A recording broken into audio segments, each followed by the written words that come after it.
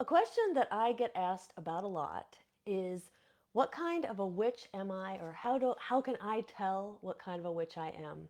So while you don't have to classify yourself as any particular type, it can be fun to learn about the different ways that people practice.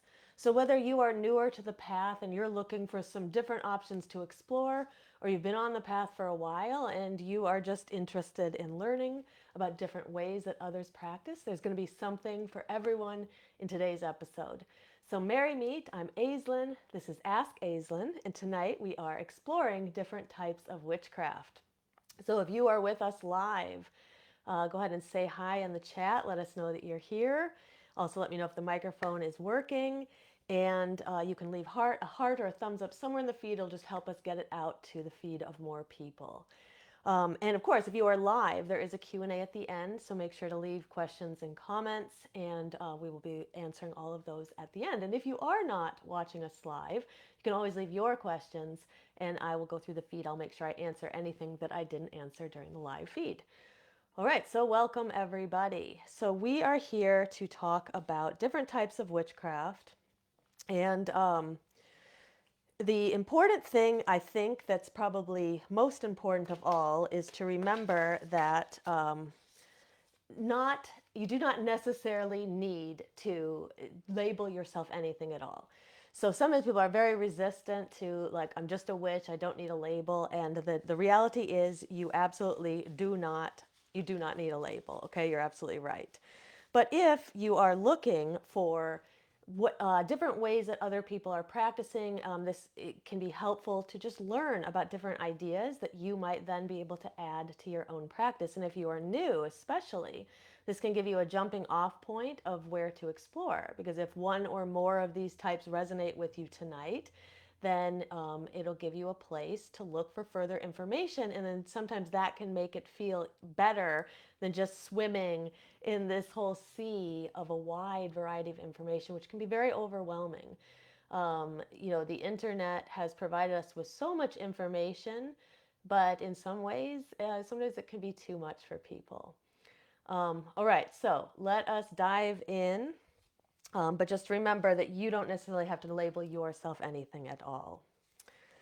Now, one of the things that I think about too is that if I had talked about this video like 20 years ago, we probably wouldn't be having the same conversation. At least when I came to the path, and I came to the path about 28 years ago, give or take.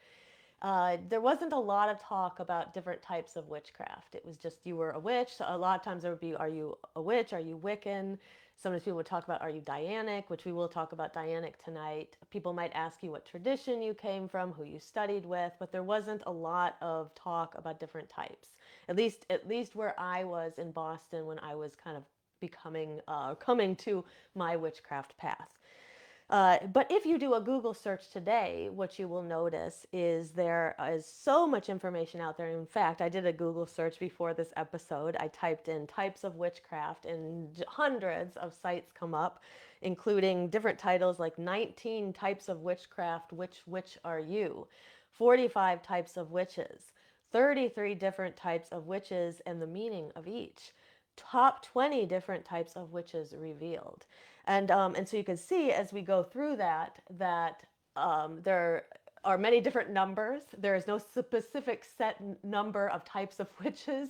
Many of these, especially the sites that are listing large numbers of them, a lot of times they will fall into other categories. They might be subcategories of larger categories. Tonight, we're not going to talk about 50 different types. I think I have probably about 13 on my list that we'll go through.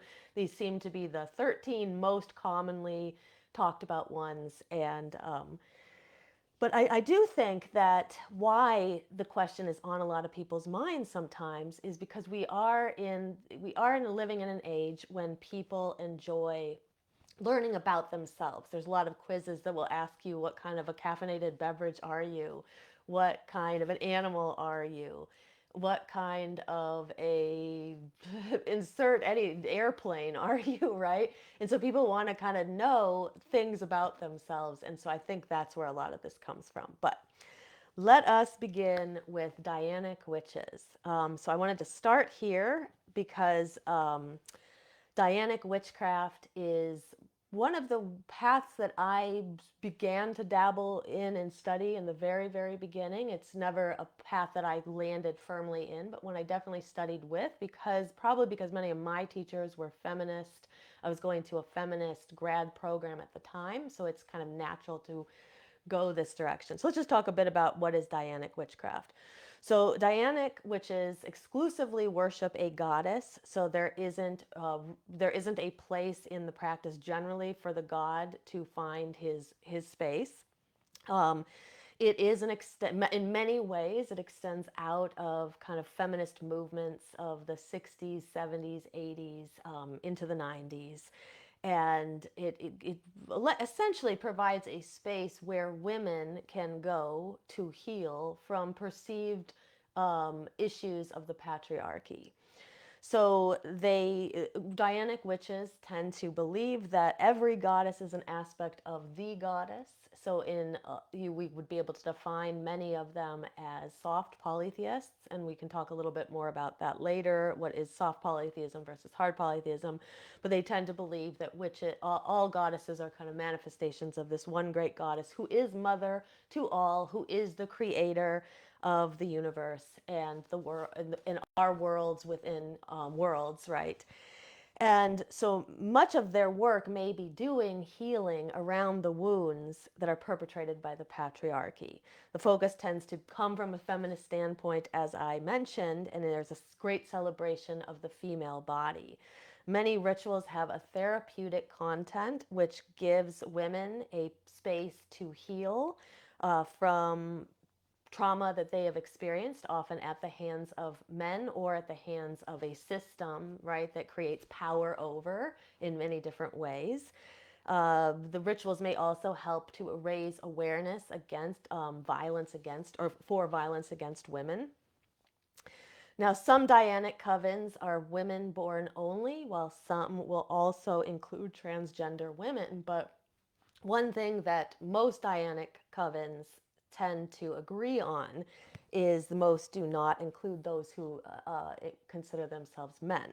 Now, while that is probably a big sweeping statement, there are Dianic covens. In fact, I have a male friend who was initiated into a Dianic coven in the early 2000s. His girlfriend was the high priestess of the coven, so I don't know if that's how he made his way in, but he was initiated into one. So there are men who are initiated into Dianic covens, though it's much rarer than not. The reason for this is to give women a safe space to heal that does not include men. So I just wanted to kind of start with the discussion of Dianic Wicca. It does make a lot of sense to me, though in my own explorations of the path, I found a very deep connection to the god, which is why I kind of diverged off of the Dianic path there, very close to the beginning. Um, I do, though, see the value in covens where it's kept to women so that they have the safe space to heal. I also understand kind of moving to that side because especially if you grow up kind of under the thumb of the patriarchy and really perceiving that, or perhaps you grew up in a church, right, where there's a lot of masculine energy. And I could say in the church I grew up in, it was a Methodist church, which is considered quite liberal as far as Christian churches go, but still that heavy kind of blanket of masculinity is there. I wondered where was the goddess. So it's very natural to see why people kind of, when they wake up from Christianity, might move to a more Dianic side. Now, I wanted to talk about the Wiccan witch as well. A lot of times people ask, what is the difference between being Wicca and Wiccan and being a witch? And so, while many Wiccans will also consider themselves witches, not every witch considers themselves Wiccan. Many who consider themselves Wiccan consider it as part of their religion, not just a spirituality or a practice. But people are free to define this as they want to as well. So it's not just one hard and fast definition necessarily. Wiccans do tend to celebrate the 8 Sabbats of the Wheel. They tend to celebrate the 13 Esbats, often together, not always. Sometimes you can be part of a Wiccan coven, but you can also be a solitary Wiccan. And so I should mention too, for all of these types that I'm going to talk about, you don't necessarily need to be in a group to practice them, with the exception of a few which require that you be initiated a certain way to kind of get to that path. But most of the ones I'm going to talk about today, anybody can practice them solitary or with a group. Now, Wiccan witches tend to work with a great father and a great mother. So there is this duality of deity that we don't necessarily see in the Dianic witches. The deities, but like Dianic witches, many Wiccans believe that the deities themselves are manifestations of that great god and that great goddess. Wiccans tend to work with the threefold law and the Wiccan Rede. I'm not going to get into a huge discussion of this today. Personally, I think that many people do not understand the first thing about what it means when I see a lot of people arguing about it. To me, it is a suggestion to be cognizant of your energy and the kind of energy that you put out versus the type of energy that you bring in. In my interpretation of it, it does not tell people what they can and cannot do. It tells them to be cognizant of their energy. And while Wiccans may hold themselves to a higher ethical standard when it comes to their magic, they should not use that to judge other people's practices. So that is my opinion as a practicing Wiccan for decades and one who runs a Wiccan coven. Um, it's sort of like any religion. Like, you're in the religion, that is the practices that you believe in.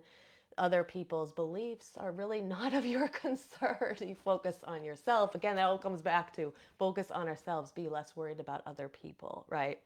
Now, there are different ways that you can practice Wicca. So I wanted to just mention Gardnerian and Alexandrian because I'm kind of focusing on some of the questions that I hear people ask me a lot. So people ask me about Gardnerian Wicca. So Gardnerian, to be considered a Gardnerian, you must officially be initiated into a coven or into a group by another member of a Gardnerian coven. There are 3 levels of initiation. Tends to be a high priest and a high priestess who are kind of at the upper level of the group. There tends to be 13 members in the group. But other Wiccan and traditional witchcraft groups will borrow heavily from this structure. So just because you see somebody with 13 members and a high priest and a high priestess celebrating the Wheel of the Year doesn't mean that they're Gardnerian. They're Gardnerian if they claim some kind of a connection back to Gerald Gardner's original coven. Now, the Alexandrian group, Alexandrian witches, they come from Alex Sanders and his wife Maureen Sanders, based many of their ideas on Gardner's original teachings, but they also began to incorporate Kabbalah and ceremonial magic into their practices. So you will see in Alexandrian Wicca or witchcraft, you're going to see more of that ceremonial magic and Kabbalah. They tend to focus on a polarity of the genders in ritual, in particular the god and the goddess, and how that relates, how their relationship relates to the Wheel of the Year. So you will see other traditions, again, borrow from this. They tend to be a little bit more eclectic than Gardner. And like I said, though, there are many traditions that will become offshoots of these other traditions. Some of these will be traditions that might be widespread, that you would hear about other places, and some you might have to be in that very specific region or location to hear about them.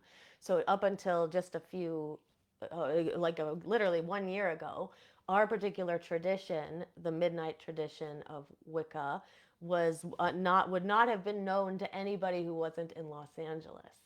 But now that we have an online version of the coven, it's becoming more wide known in the United States. So some covens are hard to find, others are easier to find. With the internet, it's much easier to find traditions and groups. And again, like I said, you don't have to be a part of a coven to practice some of these things. Now, I don't know enough about Alexandrian to know if you have to be initiated by somebody else from an Alexandrian coven.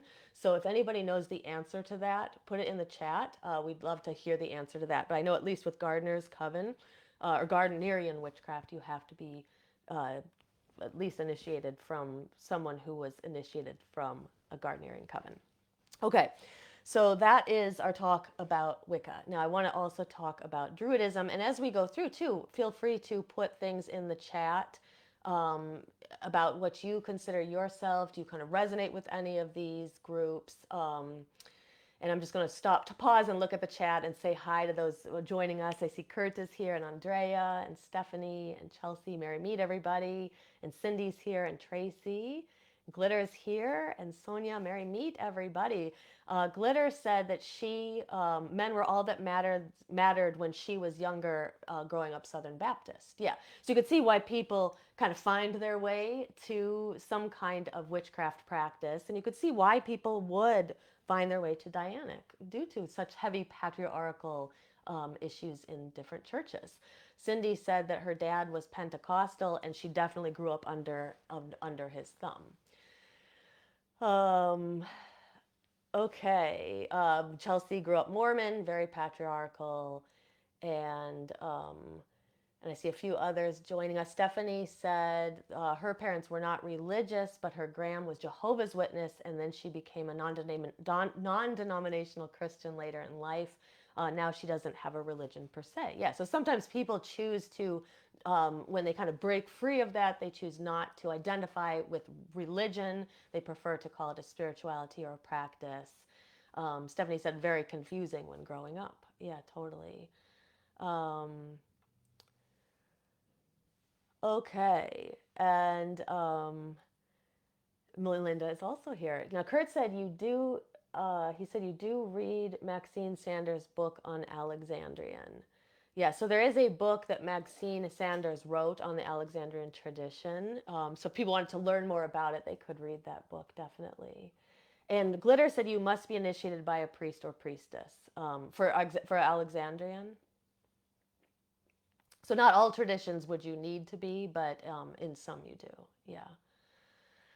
Okay, so let me now talk about Druidism. So while Druidism isn't necessarily, not all Druids consider themselves witches. There are witches who consider themselves Druids, and I get asked this question a lot about what is Druidism. So again, I'm kind of tailoring the types I'm talking about tonight based on the top questions I get asked.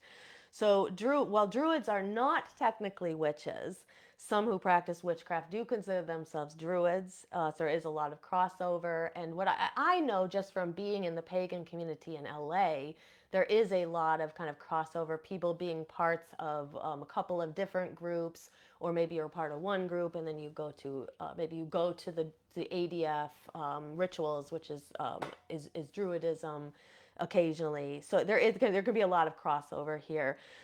Druids were ancient Celtic leaders. They did not record very much, sadly. So there isn't a lot of written information about what the ancient Druids actually practiced. There is a lot of mystery surrounding it. Now, often they are portrayed as opposing Christianity through the ages. What we mostly talk about when we're talking about Druidism today, we're mostly talking about Neo-Druidism, which is a kind of a romanticized version of Druidism. Again, kind of piecing together what information we do know. It arose during the Romantic movement in the 18th century. It promotes ideas of harmony and reverence within the world. Druids tend to be animists. They also tend to be soft polytheists. In fact, I saw a kind of breakdown of what Druids said they believed or didn't believe, and I think that it was like about 75% of them consider themselves soft polytheists. Soft polytheism versus hard polytheism, for those who don't know, in soft polytheism, you tend to believe that there are connections between the various deities of different pantheons. So there are connections between Venus, for example, Venus and Aphrodite. Is easy to see the connection between Greek and Roman, but also then connecting that same kind of goddess energy to perhaps Lakshmi of the Hindu pantheon, maybe Freya of the Norse.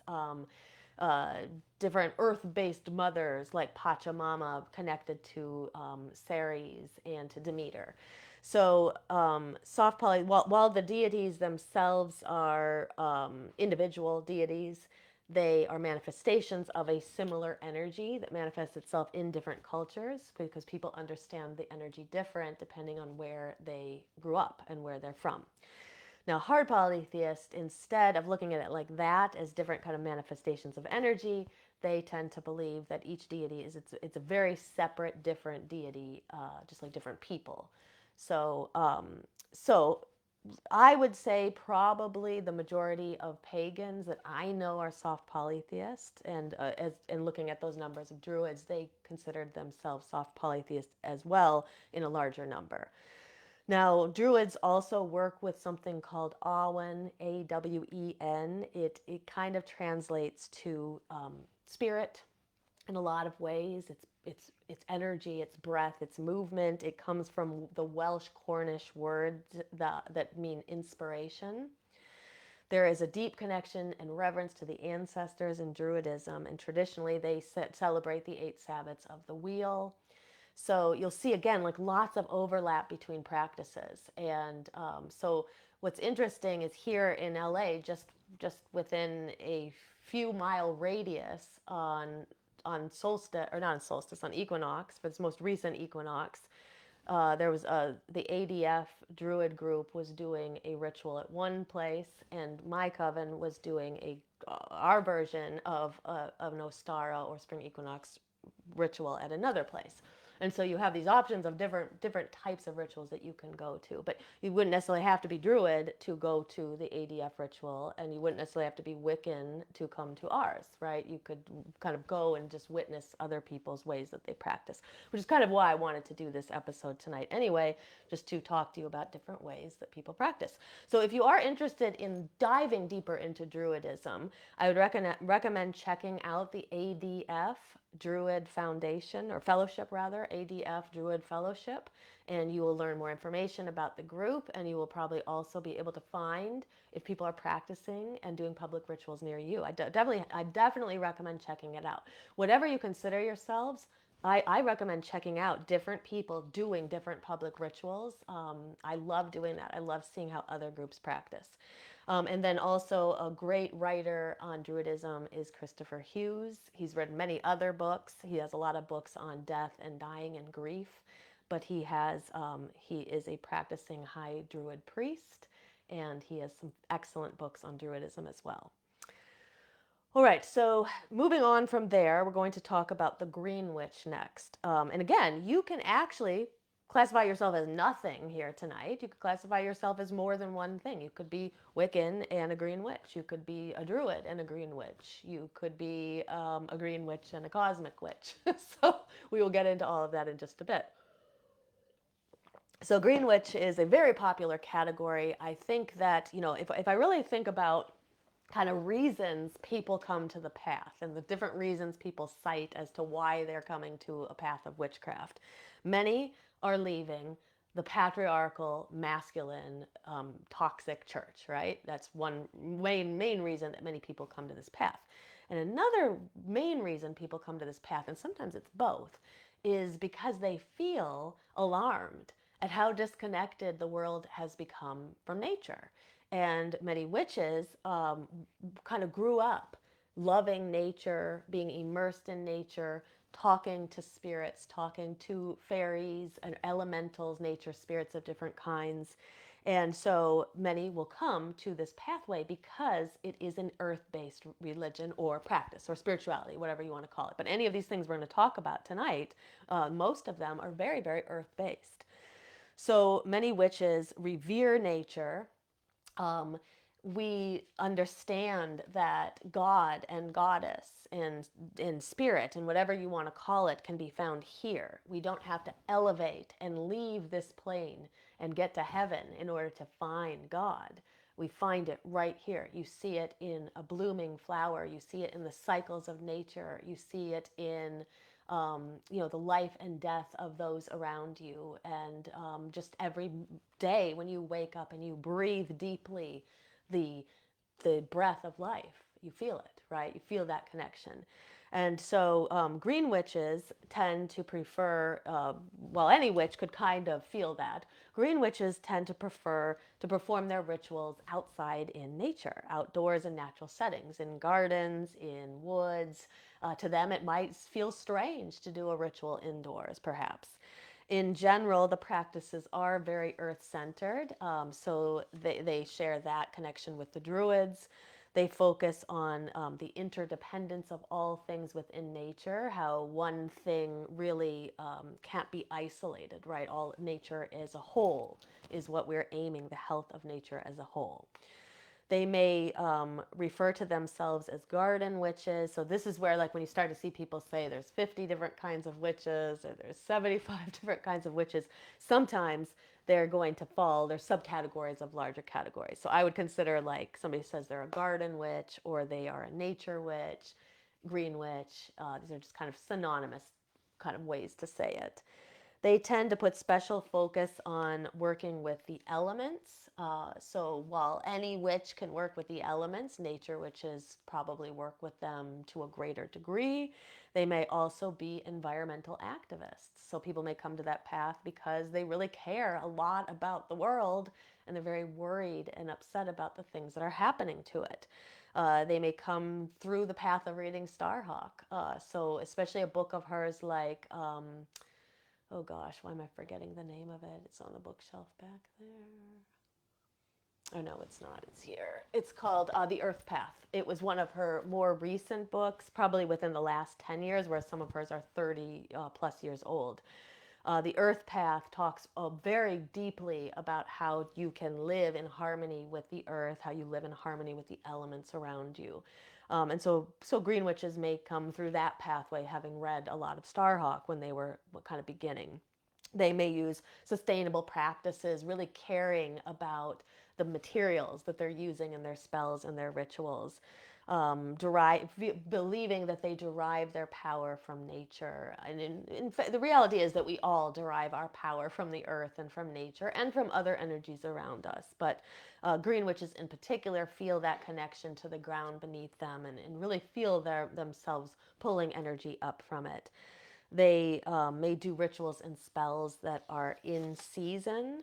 So, really following the wheel of the year very closely and aligning not just their Sabbats to the wheel of the year, but aligning all of their practices to the wheel of the year. So, there's different times of year to do different rituals and different spell work and different practices.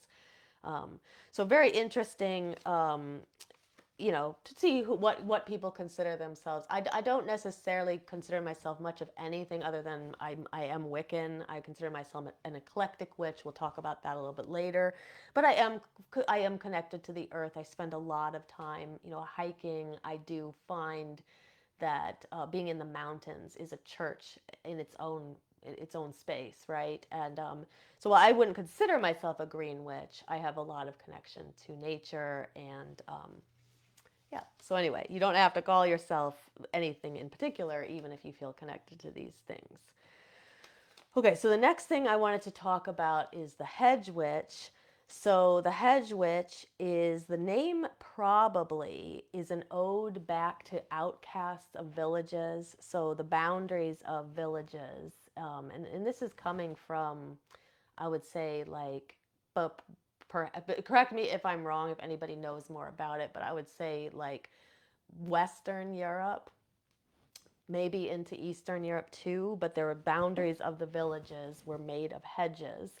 And if you were somebody who was kind of an outcast, you were pushed beyond, you had to live beyond the hedges. And so that there's a belief that that could be where this name comes from. Now, a lot of these people were women. They might have been people who were not married, or maybe they were widows, or there was just they could have been connected to the earth or to magic or different or energies or different things like that in ways that other people weren't. They were considered weird, kind of pushed out of the village on the edges and fringes of the village. So today, the hedge witch, may take their name from that place. But there's a lot of modern practices that we're going to talk about here. So hedge witches are witches that work on the hedge. Now, here, instead of the hedge being that boundary in a village, the hedge is the boundary between the spiritual and the material worlds. So, kind of walking that fine line, that fine space between the spirit world and the material world. The liminal spaces, which are those spaces in between, tend to be where hedge witches are attracted. These are power spots that mark places where the veils are a little bit thinner. So, cemeteries, crossroads, any place where you see two roads meeting or edges of boundaries meeting, it's thought that these places are a little bit thinner. Sometimes you can even feel them when you're walking. If you're like more clairsentient and you're pretty good at feeling energy, you can sometimes feel places where the veils are just a slight bit thinner. To me, they feel colder, ever so a bit much colder. Um, Now, hedge witches tend to be more on the solitary side. I've never heard of a hedge witch coven, but there's probably one.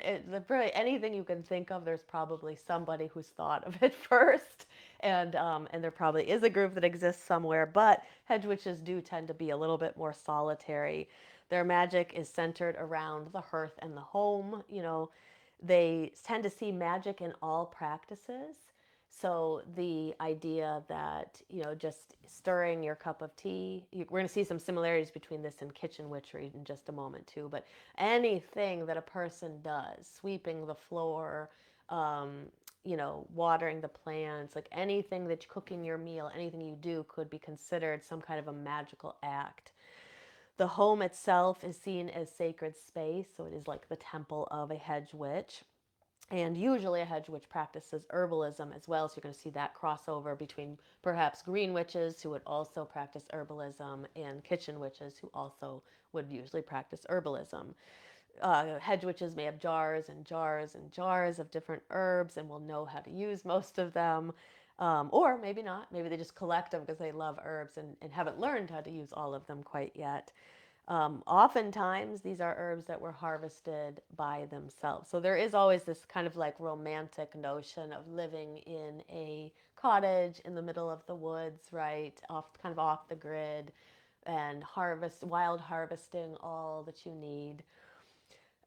Hedge witches may be interested in spirits and ancestors of the land that they work on in particular. So, not necessarily their own genetic ancestors, but the ancestors of the land that they are on. They may often be shamanistic as well and seek a lot of inner transformation in their magic. And there's this word riding the hedge. So where this comes from, riding the hedge is an altered state of consciousness. It is a process to kind of cross through the veils. So that whole space between. So I've always felt that the veils, there is a space between the veils. So there's the veil that, separates us on the living side from sort of that between the veil space. And then there's another veil that separates the land of beyond from that in between space. So when people are hedge riding or they're kind of between the veils, they're in between that in between space. And if you look at somebody, they will appear to be here with us, but they may be seeing interdimensionally. They may be seeing through the veils, right? Oftentimes, it's an altered state of consciousness that's needed to cross through the veils. That altered state of consciousness can be achieved in many different ways through different breath patterns, which is why I think breath work is one of the single best things that a witch can do to help them kind of navigate not only their own energy, but their ability to kind of move through the veils and cross through into that in-between space. But hedge witches may also use some kind of an herbal inducement to help them cross through the veils, right? Something medicinal or herbal to do so. Like the green witch, they often are very in tune with nature, so they're really paying attention to the seasons and to the wheel of the year as it rolls and passes through them. And then that brings us to the kitchen witch. So I kind of grouped these together because there are some crossovers and similarities. The kitchen witch concentrates on magic of the home, in particular with cooking. So whereas the hedge witch and the green witch may not necessarily be as heavy into cooking, your kitchen witch probably is. There is a spirituality in the kitchen that the kitchen witch feels. The utensils become magical tools, right? So your sword or your athame is your kitchen knife, and your spoon or your spatula might be your wand. They will cook with intention. Now, anybody can cook with intention, but kitchen witches tend to take this to a whole higher level, doing different practices around the way that they prepare food, sending intentions into food. They believe that power, true power, is derived from the food, and it's the main source of kind of taking that power in. So you can use it to achieve any kind of intention that you have. So just like any type of spell work that you can conceive of, you can do that with food magic or kitchen magic as well, from love to money to protection to creativity to peace and healing. Usually, the kitchen witch considers themselves to have a more practical approach to witchcraft. So, we'll talk later when we talk kind of about the cosmic witch. So, there are some kind of heady esoteric studies. Kitchen witches tend to be a little bit more down to earth, crafting tinctures, potions, elixirs. They are also very good at bringing magic into the everyday, the same way as a hedge witch is, that maybe other types of witches don't do as much of. So that is the kitchen witch, and I'm just going to go look at the chat for just a moment before we move on. Okay, there's a lot here, so I'm just kind of going back a little bit. Melinda said her dad is a Bible holiness pastor. She was raised in a patriarchal family. So we hear it over and over and over again. A lot of witches kind of were raised in patriarchal families, and probably has something to do with how they make their way to this path. And then Glitter, she said she shared 2 books. She said there's a book set, 2 books about Druidism. She said, If the Trees Could Talk, Life Lessons from the Wisdom of the Woods by Holly Warden, 2019. It's a book with a workbook. That is awesome. And then Taliesin said he loved the Caradwin book that I suggested. That was by Christopher Hughes. Christopher Hughes he's written many different types of books. If you're interested in studying Caradwin, he's got a great book on Caradwin. And then I mentioned too, like the Druidism as well.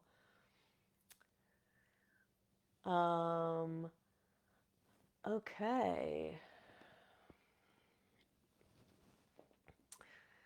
Kurt said he's not quite sure, but Stregoria is the only one he knows of that acknowledges Lupercalia. Yeah, I've heard of other people practicing or celebrating Lupercalia, but it tends to be Italian-based witchcraft like Stregoria. Yeah, definitely. Okay. And then Glitter says she takes what feels right for her regardless of the origins. She calls it Glitter's tradition. So yeah, and a lot of witches are going to consider themselves eclectic witches. So taking from different traditions with reverence and in humility, right, when we take it, but blending and merging different pieces of witchcraft from different traditions. I consider myself an eclectic witch as well. We're going to talk about that one in just a bit. Now, the next one I'm going to talk about is the traditional witch. The traditional witch may be a person who comes from a particular lineage or tradition. So, for example, somebody whose mother was initiated into a tradition, perhaps the grandmother, perhaps it goes back. It may not even be a particular tradition, it may just be folk magic that's passed down from one generation to another. Sometimes it has specific liturgy and things are passed down. Other times it's not. It's more like folk magic. So a person who comes from a particular lineage or tradition, an example of this would be like the Blue Star Coven. So I know someone who is a high priestess of a Blue Star Coven. Blue Star Covens pass down traditional liturgy from one person to the next person. It's how you know that you're at a Blue Star coven ritual is if you notice that liturgy that's being passed down. So I actually, our actual coven considers ourselves traditional eclectic. So the traditional part means that there's a tradition that gets passed down from one initiate to the next initiate, but we're eclectic and that we don't follow magic or practices of just one pantheon alone, whereas Blue Star Coven, they practice British Isles magic. Um, Now, another way that a person could be considered a traditional witch is when the tradition and the lineage is handed down through the family. So, like I mentioned, it could be pre Christian pagan folk practices, or it could be a mother or grandmother who is literally initiated into a tradition and then passes it on to their child. So kind of we can talk about hereditary witchcraft at this kind of at the same time here. Hereditary witches are witches who are raised by witches. I think that we will begin to see more and more and more of this as witchcraft becomes comes out. More people come out of the broom closet, right? More people have more access to the information. So if you let's say you go back 50 years or so, you're not probably going to see as many hereditary witches as we're going to see 50 years from now, because I certainly plan to raise my children as witches, or at least give them the raise them that way, and then give them the option to choose what they want when they want to. But we'll start to see more and more people raised by witches and children who are influenced by the practices and kind of grow up in it. And I know for myself, having friends who have children, I see some of the children aren't really connected to the practices at all for one reason or another, and some really are. Um, so hereditary witches learn their practices from relatives or from, perhaps things that are passed down in the family or family acquaintances too. So you could be a hereditary witch. Maybe it wasn't necessarily your own parents who passed the practices down. Maybe it was a family friend who practiced them or passed them to you, and you grew up in that kind of tradition. Usually they have a deep connection to their ancestors because of the way everything is being passed down. And they may also know a lot about family history and genealogy.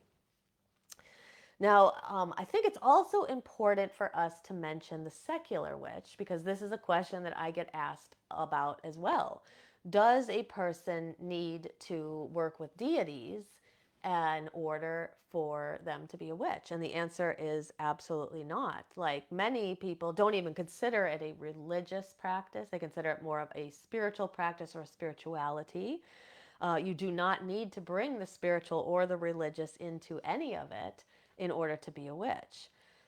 Most of the time, a secular witch does not work with deities at all. So that answers that question that I do get asked a lot. Like, can you be a witch and not have deities? Totally.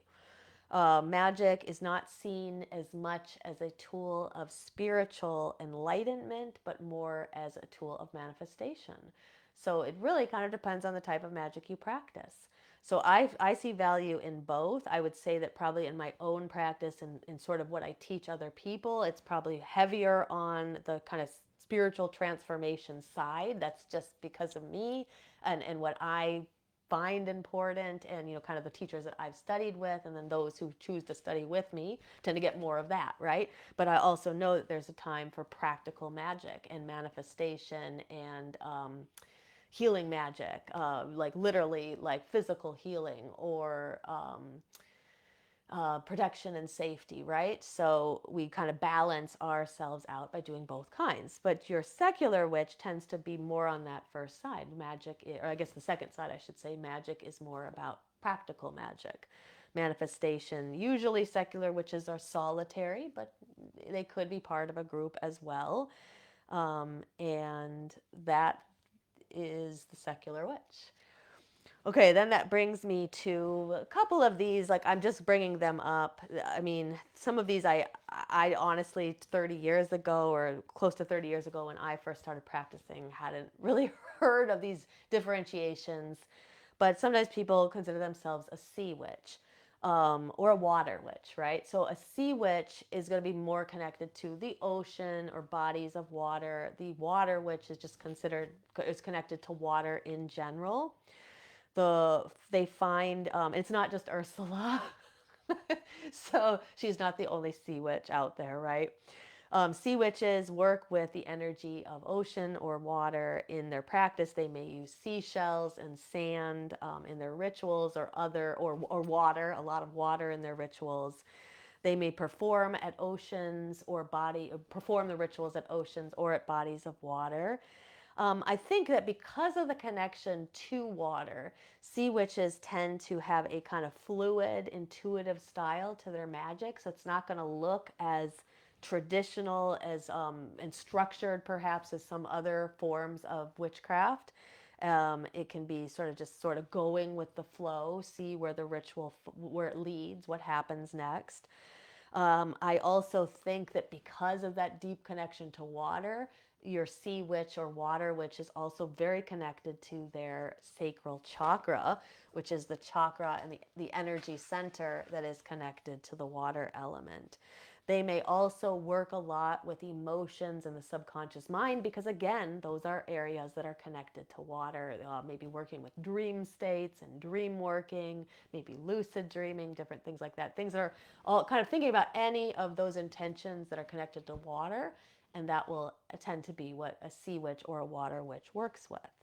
And then the next one, the moon witch, you can kind of guess what the moon witch works with. And so any witch can work with the moon, but the moon witch in particular feels that they get their magic from and their power from the moon. So they tend to work with the phases of the moon very deeply. So as opposed to somebody else who maybe they work with the moon, they kind of understand the moon, a moon witch is very cognizant of the different phases of the moon as they pass. Now, if I had to pick any of these that I was, which I've already told you, our coven is traditional eclectic. I consider myself an eclectic witch, but I do very much follow the moon cycles, and not just the major parts of the cycle like full and new, but all of the pieces in between. And so I would probably lean more to this side. Um, the moon witch loves to kind of attune their own life to the phases of the lunar cycle, really paying attention to how they feel at different times of the cycle. They usually work with the subconscious mind. So like the water witch, there is a connection between the moon and water, so you can see how these connections get made. So the lunar witch is also probably working with the subconscious mind, with emotions, probably more tapped into their feminine energy. If they're really resonating more with lunar than with solar energy, they tend to also be kind of intuitive and have this sort of emotional side to their magic. Um, and then there is the cosmic witch, which brings in more than just the moon. Cosmic witches work with all of the energies of the cosmos, from the stars to the planets to even outside into further into the galaxies. They tend to be well versed and very interested in astronomy to begin with. They may also be interested in astrology. They time their rituals and their spells. So whereas the lunar witch is timing rituals and spells to the moon phases that seem to be most optimal for whatever they're doing, the cosmic witch is going to time their rituals and spells to the movement of different celestial bodies. So they'd be very aware of what Venus was doing or what Saturn was doing or Jupiter was doing, and they would align their spells and their rituals to the movement of those planets. They're these witches. So when I mentioned like the Earth Witch, the Hedge Witch, the Green Witch tend to be very kind of down to earth. The Cosmic Witch can be seen as being kind of intellectual, kind of more philosophical. And these are just generalizations, but and again, you can fall into any category and maybe into more than one. But the Cosmic Witch's magic tends to be a little bit more philosophical. They stress the interconnectivity between us and the cosmos outside of us. So there are so many different types to talk about. Like I mentioned, somebody's got an article on 50 types, someone's got 33, somebody said these are the top 20. So we could go on and on and on and talk for hours more about all the different types, from the swamp witch. Many of the titles will tell you, kind of give you a sense of what they're about. The fire witch, the storm witch, the chaos witch, the elemental witch, the crystal witch, the fairy witch, the divination witch.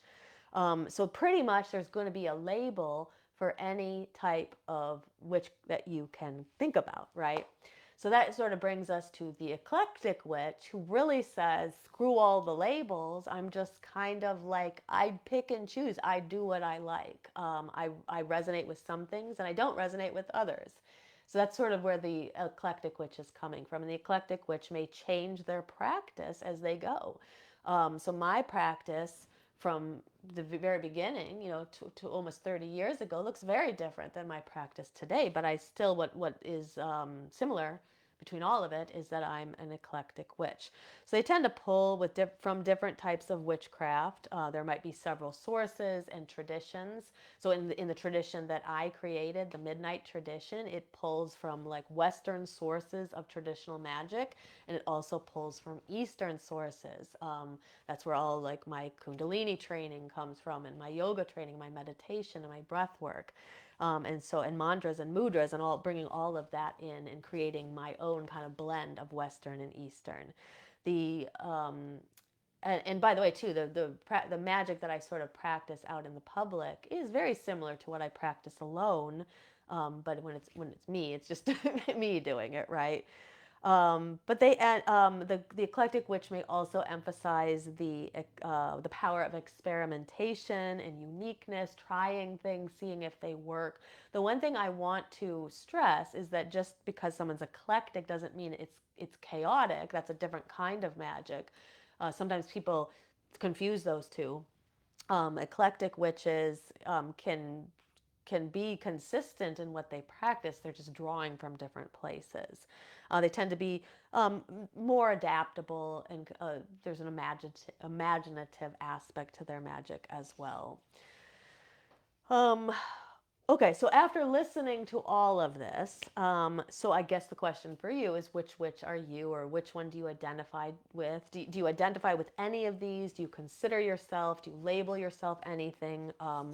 Are you eclectic?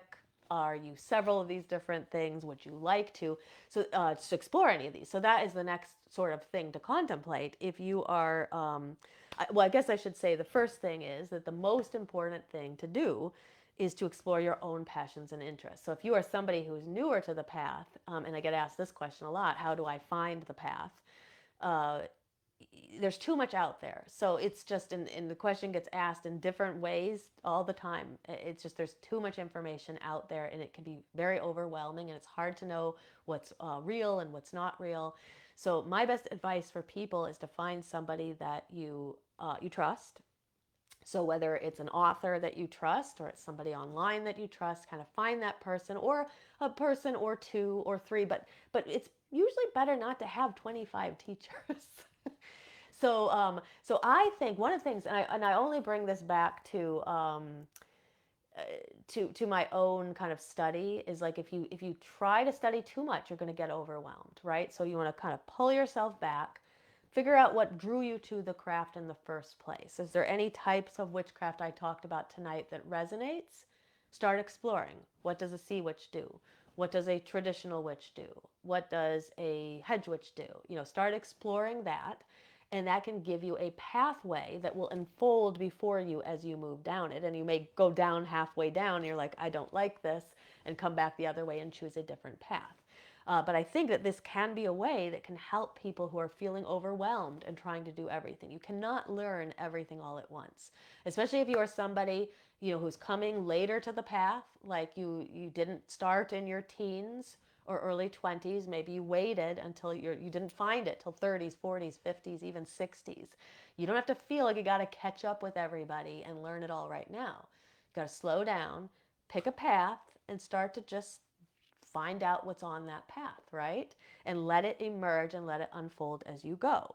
Remember, you don't have to have a label at all. The labels are just there to help guide you if you need a way to find one path instead of 50 million paths all at once.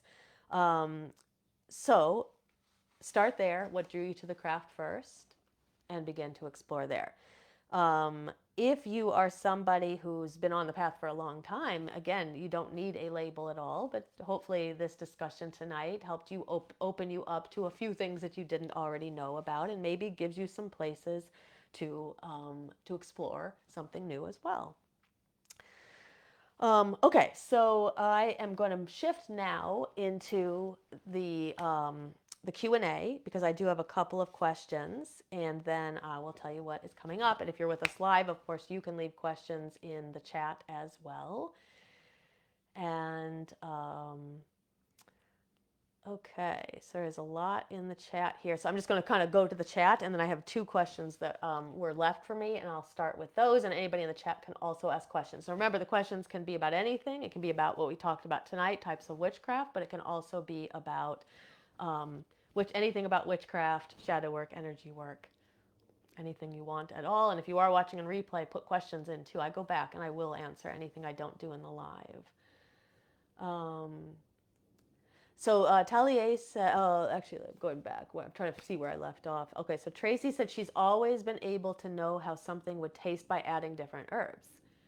Very interesting, because not everybody, I certainly never had that be something that was a quality or a trait of me. So that is, may kind of guide you closer to a kind of an herbalism path, or a green witch, or a hedge witch, or a kitchen witch. Or it may not. You could just be eclectic witch as well. Taliesin said he didn't know he had witches in his family, great grandfather and great grandmother, grandmother included. Yeah, so sometimes you don't know. People didn't talk about it, and it can be really eye opening to hear that there was someone in your family who was a practicing witch. I don't have confirmation, and he said until recently he found that out. I don't have confirmation about anyone in my family who practiced, but I do know that people like were intuitive, or considered like kind of psychic. I also know that my grandmother, I've suspected for a long time, my grandmother died quite young when my uncle was only 10. And my grandfather always said that I was very similar to her, and I kind of intuited that she had some kind of magical stuff that she was doing, or some connection she had. And my relatives who are kind of intuitive are from that side of the family. So sometimes we don't, sometimes it's very hard to trace it back, especially if nobody talked about it. But it is good when you're able to find out, okay, you did have witches in your family. That starts to explain things about you. Glitter said she was told by a high priestess of her first coven that she couldn't be a witch Wiccan unless she belonged to a coven. False information. No, absolutely not. Some people feel that way, and that's their opinion. But I'm here to tell you, no. You can, maybe not of that, but maybe not of certain traditions, like they say, Gardnerian. You can't really be Gardnerian unless you're initiated by Gardnerians. But you can be, anybody can be a witch. Anybody can be Wiccan. You don't have to be in a coven to be Wiccan either. Okay, Glitter said Gardnerian, and so that's probably where it comes from. What the high priestess should have said is you can't be a Gardnerian witch unless you're in a Gardnerian coven, right? But even Gardner sold his books, and people read his books afterwards and incorporated those into their own solitary practices. So, Taliesin said some very traditional Wiccan groups can come across as exclusionary until you are initiated. He said he didn't really like that. Many rules, personally, reminds me of more organized religion. A rule set sometimes no slight at all. Yeah, exactly. It's not. It can be off-putting to some people just because they're coming from a place that kind of told them they didn't belong, and then you're going to another place that's kind of telling you don't quite belong there either unless you follow all their rules. And so it suits some people totally fine, and that's the type of practice that they like, and others, they don't. They want something a little bit more eclectic and open.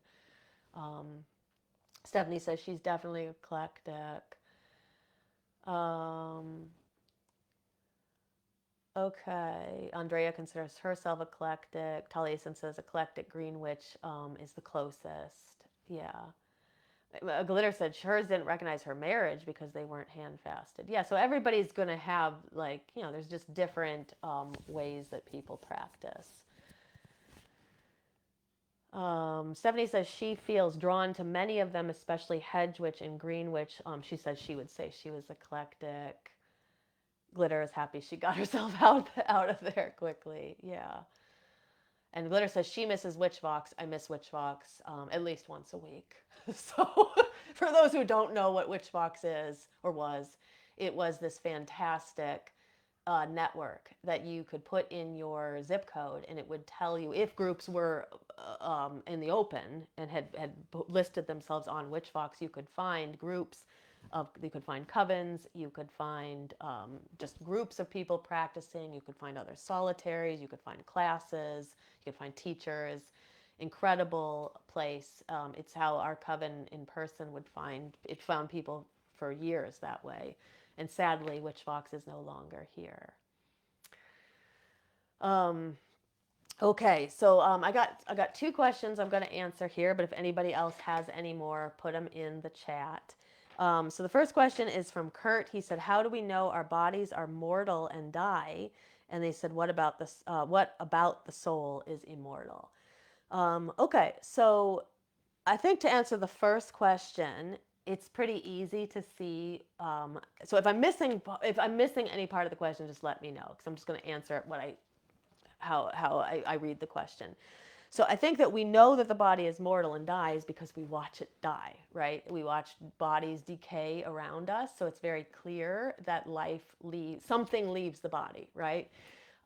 If you have watched someone die, if you have watched an animal die, you see there is this moment when they are there and they are no longer there. And so for me, that's sort of that answer. We do know that there is something that is left behind. It begins to quickly decay. It eventually becomes part of the earth again, and the living become the dead, become the soil, become the sustenance of the earth, that feeds the living once again. Now, as far as the soul goes, now remember, anything that you hear, so anything I'm about to say, this is my own kind of intuitive feelings about what the soul is. Everybody's going to have a different perspective on it. There is so at least in my belief, in my practice, when we die, the soul, parts of us kind of there's like the etheric matter that sort of begins to crumble, and some of that stays here on earth. And then there's this part of us which isn't actually connected to the physical body at all, and we would call it the soul or the spirit, and that is what goes on. And it moves on, and it, depending on what you believe, it is reincarnated or it goes to another place. So sometimes people believe in the Summerlands, which is a kind of like heaven, but in a pagan kind of witchcraft, Wiccan perspective. So a place where people are made young again or healthy again. Sometimes people who believe in incarnation will say the Summerlands is the place that you go in between incarnations. Other times people say you reincarnate right away. But there is that aspect of us. So I would say, like, your higher self, for example. It's the part of you that has existed through incarnations. Some people will call it synonymous, say it's synonymous with the soul. That is the part that is immortal, that exists beyond death. How do we know this? Well, a lot of it has to do with faith when it comes to things like this. How do we know that the gods and the goddess exist? Well, many of us have had experiences with them. So same with this. How do we know that the soul is immortal? How do we know that reincarnation is real, or that the soul goes on? Well, because many people have had experiences through near-death experiences, or through children who have been very, very young children will often be able to talk about things that you shouldn't know about because they are closer to that other side, and they have come through the reincarnation process very short period of time ago, right? And they still remember some of this. So, but that I would say that the soul, to answer the question, what about the soul is immortal? I would say it is that part of you, the higher self. That is the immortal soul that goes on and exists in between different incarnations. So I hope that answers the question, but if there's more that you wanted to talk about, we can definitely answer in more depth. And then I also have a question from Chelsea, and she had said for a new practitioner or a seeker who is overwhelmed by all the info out there, how would you suggest beginning a personal practice? Okay, So it's synchronous because it sort of goes along with what I was talking about at the end here about there's just, honestly, there's just too much information. So if you think about like, go back to the 90s, 80s or 90s, right? Or even 70s. It's like, how would you learn this stuff? So you would have to get some books. You'd find a new age bookstore, you'd get some books, and you'd find a teacher, right? It would have to be a local teacher. You could do like mail order stuff sometimes, but you were limited in the amount of information that was available to you. And while that is, it's good to have more information, sometimes it's overwhelming to have too much information. There's too much at our fingertips today. So for someone who's trying to put together a personal practice and they start Googling it, they're going to find hundreds of different things. And it's just going to get more and more and more confused, probably. So I think one of the best things to do is you've got to find a simple thing to begin with. Begin with that. Take it as far as you can, and then start opening up and looking for new things if you get bored or you feel like you need to take it to the next level. So I would tell somebody starting out, you don't need a lot of time. You need 10 minutes, 15 minutes if you can spare that much, but you can do a personal practice in just 5 minutes. And I'd start with something very simple. So I think a candle, setting an intention with a candle daily is a practice that on its own is enough to feel like make people feel like they are doing part of their practice, especially if this is somebody who's not really doing much of anything because either one, they don't know what to do, or number two, they're overwhelmed and can't choose. You just choose one simple thing. So you light the candle, you set an intention daily. It can be the same intention. I personally do one intention per lunar cycle. I start it on the new moon and I light it every single day till the dark moon, and then I burn it all the way down and then start the next candle on the next new moon. But you could just have a candle, an intention candle that gets lit every day, and there's one intention that you say out loud, or you chant, or you do something. And then I would recommend, like, that takes very little time, right? And then 5 minutes of candle gazing or walking meditation, or some type of meditation, moving meditation. If somebody can sit, have them do 5 minutes of just some type of breathing meditation or visualization or anything, but finding a meditation practice that works for that person. And sometimes it's going to be walking meditation or moving meditation. It's going to be better than just sitting sometimes. So finding something that works for them. And then 5 minutes of kundalini or breath work. Moving breath is one of the single best things you can do for your physical body as well as your emotional and your spiritual bodies. And so witches who do these practices almost daily. And I say almost daily because I think when we say daily, we open up a lot of space for us to fail. So we want our practice to be almost daily. And but when you do that almost daily, it's life altering. Even 5 minutes of breath is something that changes people dramatically. All of a sudden you have greater lung capacity, you have more energy and vitality, you know how to move that energy better through your body, so your spell work is better, you're just feeling more connected. And so that little practice is like 5 to 10 minutes. And if somebody starts doing that almost daily, I feel like they're gonna be on their way to like big changes. And then eventually what usually ends up happening is that you start with that and you start to build on it. You start to add other practices to it. But you start with something that's very manageable. And again, you find teachers that you trust, or a place that you trust, and you go just to those few places. Doesn't mean you can't go and look for other information other places later. But I personally believe it helped me a lot, like with all different aspects of my life, from my business to my spiritual practice, was to just sort of, I'm going to study with these couple of people right now, or this source, or this book, and then I will move on. And rather than have 20,000 books and teachers in front of me, and now I'm overwhelmed and doing nothing. So I hope that helps. That would be kind of my advice. I will tell you that this is a huge question. It's probably one of the biggest questions that people ask me. Some of my videos on personal practice are the most popular ones that I do usually. And so I do have a course in the works to help people put all this together. And those who are in Shadow Seekers, you will get the course for free, and we will be selling it to outside people. And I know I've talked about this course for like at least a year, but I want to make it really, really good. So that's kind of why I've dragged my feet, because I'm actually doing this work on my own. and trying to figure out what works the best so I can teach people in the best way. So anyway, just know that is coming hopefully sooner than later. But I hope that helps. And if you have any follow-up questions, definitely let me know if I missed anything or something else you wanted to know. Okay.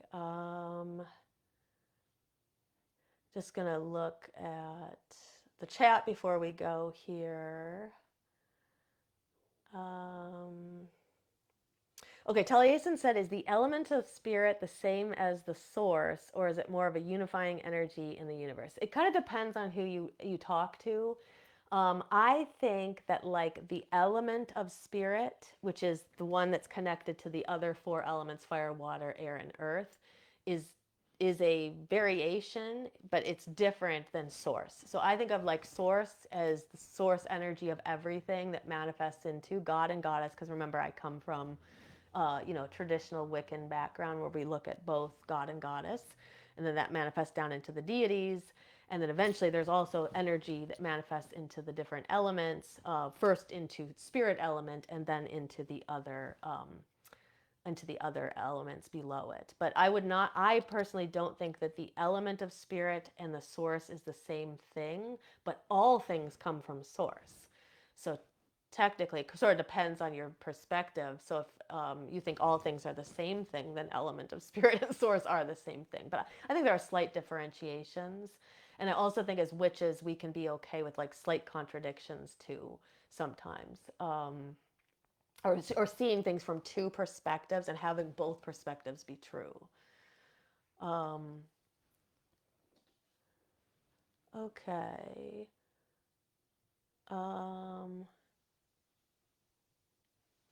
Yeah, it totally came out right. Okay. All right. So I don't see any other questions, but if I missed anybody's, I will go back later and I will look for anything. And anybody who leaves me stuff later and replay, I'll also answer anything I didn't get to on the live. So just wanted to let you know what's coming up. So next week on 4/8, we're going to do an episode on working with elemental guardians.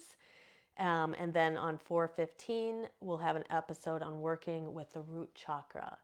So look forward to those. And then our Demystifying Witchcraft course, my signature course on witchcraft, which is based on all my teachings in my own coven. That is going to be available to the public very soon, hoping within the next 2 weeks. So watch for that as that gets closer. I'm not entirely sure how we're unveiling it, but it will be coming out soon. And then our Shadow Seekers membership, where we dive deeper into shadow work and energy work and healing work that kind of accelerates your spiritual evolution. And helps you take your witchcraft to the next level. That is opening up sometime in May. We'll be taking in new members then.